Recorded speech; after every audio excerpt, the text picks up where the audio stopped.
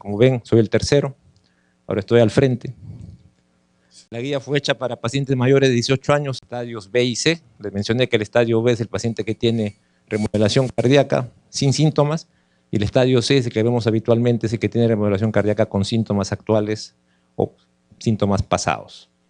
Hubo 12 preguntas, una para prevención, una para diagnóstico, 9 para lo que significa tratamiento. Se involucró principalmente el estadio C.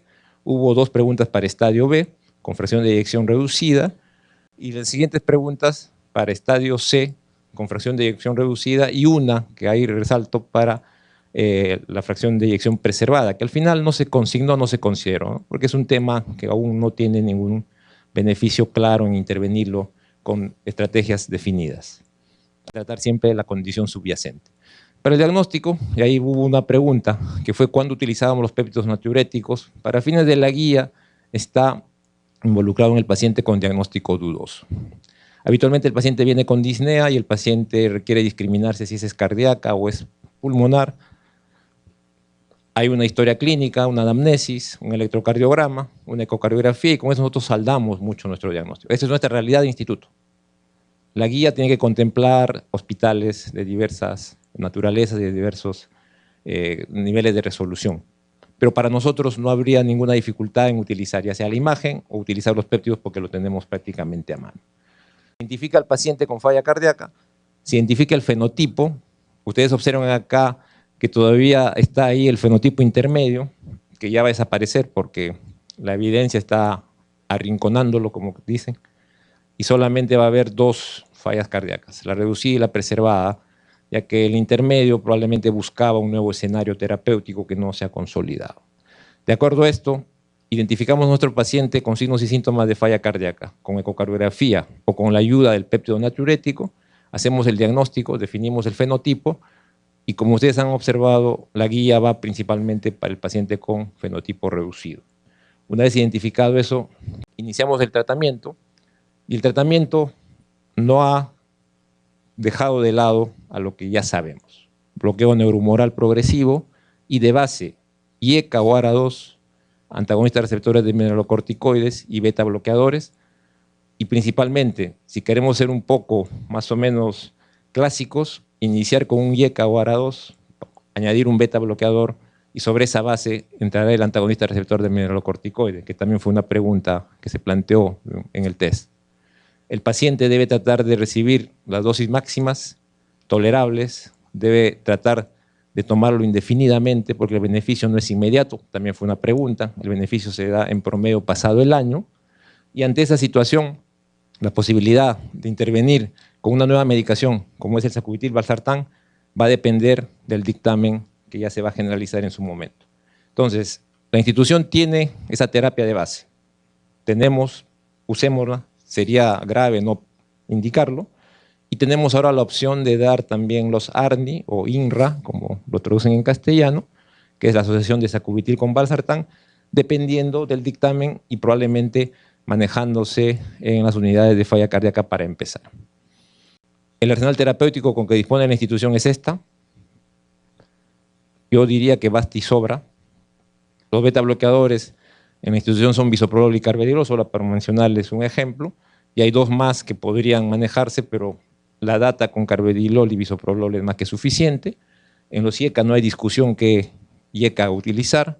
En los ARA2 tenemos los que han por lo menos tenido evidencia en estudios, y la espironolactona, ante la eventualidad de iniciar un antagonista receptor de mineralocorticoides, el beneficio está claro, habiendo uno en discordia que es la epleronona, que para fines de lo que significa una guía probablemente su indicación sea suficiente con lo que tenemos por ahora. Tenemos diuréticos, tenemos el sacubitril y valsartán, esas son las dosis de inicio y las dosis óptimas a considerar. ¿Debemos hacer prevención para evitar falla cardíaca? Sí, a los pacientes con factores de riesgo debemos intervenirlos. Acá en el hospital el grupo de rehabilitación cardiovascular hace intervencionismo de este tipo en pacientes institucionales por ahora y en algunos pacientes de su cohorte de rehabilitación. Pero el buen peso, controlar la hipertensión arterial, la dislipidemia, la diabetes, siempre va a ser prudente hacerlo. Hay que hacerlo de manera razonable y de acuerdo a guías. Cuando tenemos duda diagnóstica, utilizar los péptidos natriuréticos.